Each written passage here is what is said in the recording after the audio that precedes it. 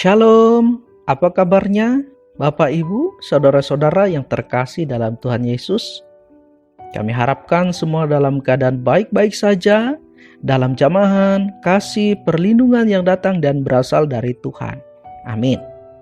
Bapak Ibu yang terkasih dan yang mengasihi Tuhan, hari ini, Senin tanggal 31 Oktober tahun 2022, kembali bersama dengan saya, Pendeta Yupri, Pendeta Resort GKI Pruk Cahu, akan mengajak kita bersama-sama untuk membaca dan merenungkan firman Tuhan yang mana sesuai dengan Almanak Nas Gereja Kalimantan Evangelis diambil dari 1 Korintus 5 ayat 9-13 di bawah perikop dosa dalam jemaat. Namun sebelum itu mari kita bersatu dalam doa memohon pimpinan Roh Kudus atas kita. Mari kita berdoa.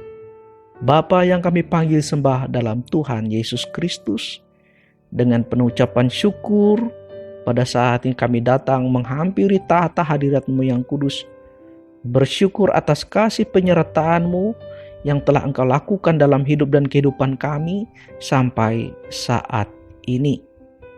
Saat ini kami ingin bersama-sama membaca dan merenungkan firman-Mu. Biarlah kiranya Engkau menuntun kami dalam kuat kuasa Roh Kudus, sehingga kami dapat mengerti dan memahami serta melakukan firman-Mu. Dalam nama Tuhan Yesus kami berdoa. Amin. Mari kita buka 1 Korintus pasal 5 ayat 9 sampai dengan 13 di bawah perikop dosa dalam jemaat yang demikian bunyinya. Dalam suratku telah kutuliskan kepadamu, supaya kamu jangan bergaul dengan orang-orang cabul. Yang aku maksudkan bukanlah dengan semua orang cabul pada umumnya dari dunia ini, atau dengan semua orang kikir dan penipu, atau dengan semua penyembah berhala. Karena jika demikian kamu harus meninggalkan dunia ini. Tetapi yang kutuliskan kepadamu ialah supaya kamu jangan bergaul dengan orang yang sekalipun menyebut dirinya saudara adalah orang cabul, kikir, penyembah berhala, pemfitnah, pemabuk, atau penipu. Dengan orang yang demikian janganlah kamu sekali-kali makan bersama-sama. Sebab dengan wewenang apakah aku menghakimi mereka yang berada di luar jemaat? Bukankah kamu hanya menghakimi mereka yang berada di dalam jemaat? Mereka yang berada di luar jemaat akan dihakimi Allah. Usirlah orang yang melakukan kejahatan dari tengah-tengah kamu. Demikian firman Tuhan. Amin. Bapak, Ibu, saudara-saudara yang terkasih dalam Tuhan Yesus Kristus, salah satu masalah dalam jemaat Korintus adalah percabulan. Percabulan ini sangatlah parah sekali.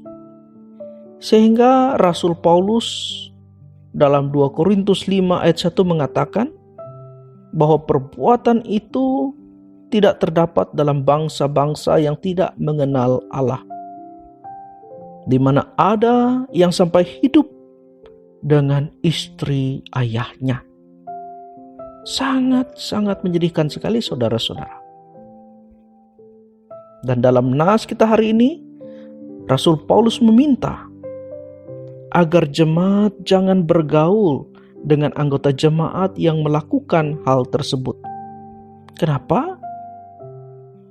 Yaitu agar mereka ini tidak menjangkiti anggota jemaat yang lain.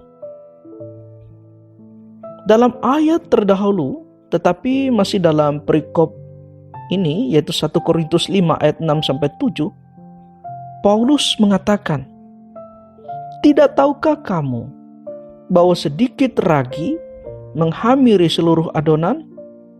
Buanglah ragi yang lama itu, supaya kamu menjadi adonan yang baru."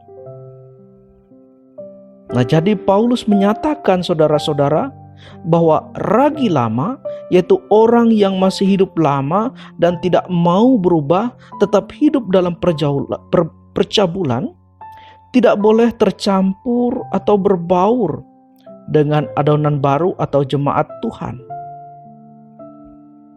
Saudara-saudara yang terkasih dan yang mengasihi Tuhan, dalam organisasi gereja pada masa sekarang ini, orang-orang seperti itu juga tidak boleh bercampur dahulu dengan jemaat dalam persekutuan dan pelayanan.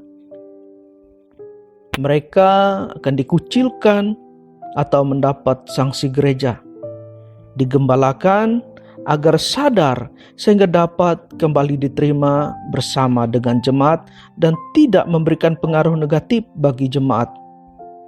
Jika tidak, maka apa yang salah tadi bisa dianggap benar atau biasa-biasa saja dalam pandangan anggota jemaat lain.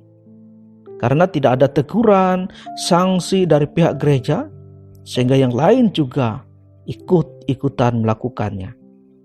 Nah, jadi untuk menjaga kawanan domba tetap kudus, maka anggota jemaat yang bermasalah ini harus mendapatkan hal seperti di atas, yaitu mendapat disiplin atau sanksi gereja.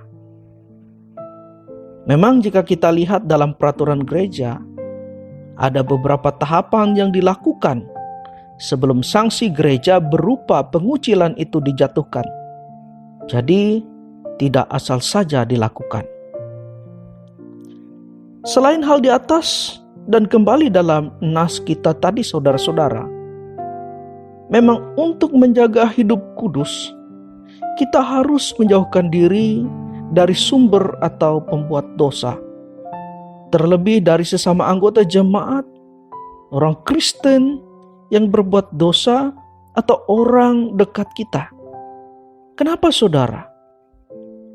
Karena sangat kuat memberi pengaruhnya bagi kita karena masuk lewat, yaitu dari orang-orang yang kita kenal, dari sesama kita.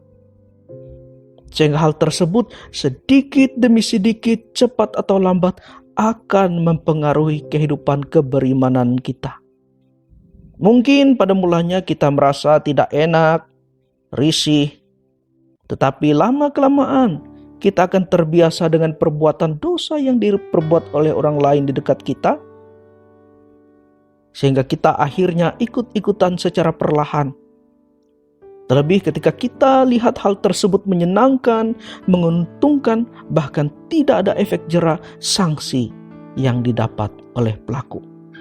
Oleh karena itu saudara-saudara, penting sekali siasat atau disiplin gereja diterapkan seperti yang Paulus nyatakan tadi, yaitu agar jemaat dipelihara dalam kekudusan. Perbuatan salah jika dilakukan oleh orang yang kita kenal, dan jika sering terjadi di sekitar kita, tentu cepat atau lambat bisa menjangkiti kita dan orang-orang yang ada di sekitar kita seperti penyakit menular.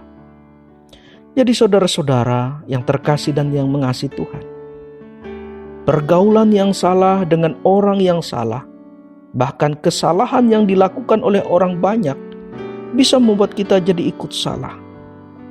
Dan orang benar ketika tidak berbuat salah di lingkungan orang yang salah, justru kelihatan salah. Dan kesalahan yang dilakukan oleh orang banyak akan terasa wajar, biasa, bahkan benar. Jadi saudara, mari kita menjaga hidup kita. Di mana saja kita berada. Terlebih dari pergaulan yang salah. Agar hidup kita berkenan kepada Tuhan. Amin. Mari kita bersatu dalam doa.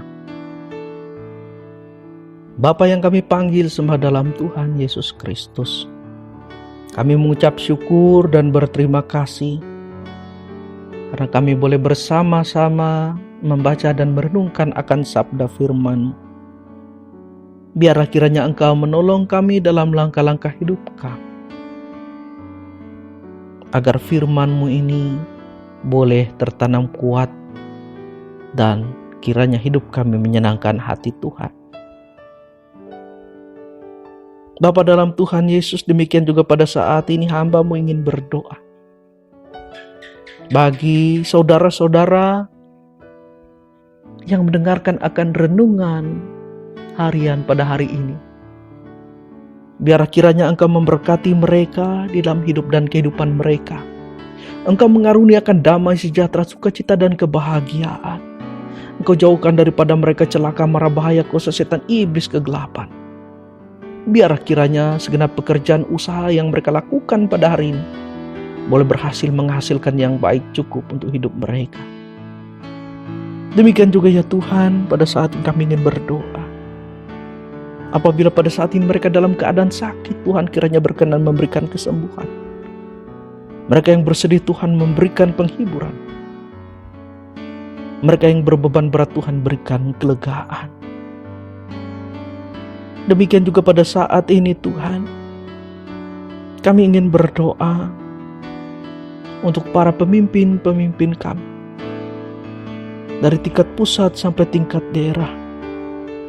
Kiranya Tuhan memberkati mereka, menutup bungkus dalam kuasa Roh Kudus, sehingga baiklah keadaan mereka dan mereka dimampukan untuk menjalankan tugas dan tanggung jawab mereka masing-masing, sehingga bangsa, negara, daerah kami dibawa kepada arah yang baik, arah yang penuh damai, sejahtera, sukacita, dan kebahagiaan. Bapa dalam Tuhan Yesus, demikian juga pada saat ini kami ingin berdoa untuk gereja-gereja Tuhan di mana saja berada. Biar kasih penyertaan Tuhan senantiasa melingkupi, memampukan, sehingga nama-Mu semakin ditinggikan dan dipermuliakan. Terlebih saat ini kami ingin berdoa untuk jemaat-Mu di Tumbang, Bauh, atau Bengat. Biar kiranya kasih dan penyertaan Tuhan boleh menaungi mereka, sehingga mereka semakin mengasihi Engkau, berjalan dalam kebenaran firman-Mu. Engkau memakai gereja-Mu di sana sebagai alat di tangan-Mu, agar semakin banyak orang-orang boleh mengasihi Engkau, berjalan dalam kebenaran firman-Mu. Demikian juga Engkau memberkati setiap rencana program-program yang ada. Demikian juga Engkau menilik setiap pergumulan yang mereka hadapi. Biar kiranya mereka boleh berkemenangan di dalam Tuhan dalam setiap pergumulan yang mereka hadapi. Berkati para pekerja yang ada di sana, orang-orang yang menyerahkan dirinya kepada Tuhan dalam ketulusan dan sukacita. Biar kiranya melalui mereka Tuhan bekerja dengan luar biasa, sehingga melalui keberadaan mereka nama Tuhan ditinggikan dan dimuliakan, dan orang semakin mengasihi Tuhan. Bapa dalam Tuhan Yesus Kristus, ini doa kami, ini penyerahan kami. Kami satukan doa kami saat ini dengan doa yang pernah Tuhan ajarkan. Dan saat ini kami bersama ucapkan demikian. Bapa kami yang ada di sorga, dikuduskanlah nama-Mu, datanglah kerajaan-Mu, jadilah kehendak-Mu di bumi seperti di sorga. Berikanlah kami pada hari ini makanan kami yang secukupnya, dan ampunilah kami akan kesalahan kami, seperti kami juga mengampuni orang yang bersalah kepada kami. Dan jangan membawa kami ke dalam pencobaan, tetapi lepaskanlah kami daripada yang jahat, karena Engkaulah yang punya kerajaan, kuasa, dan kemuliaan sampai selama-lamanya. Amin. Tuhan Yesus memberkati kita. Amin.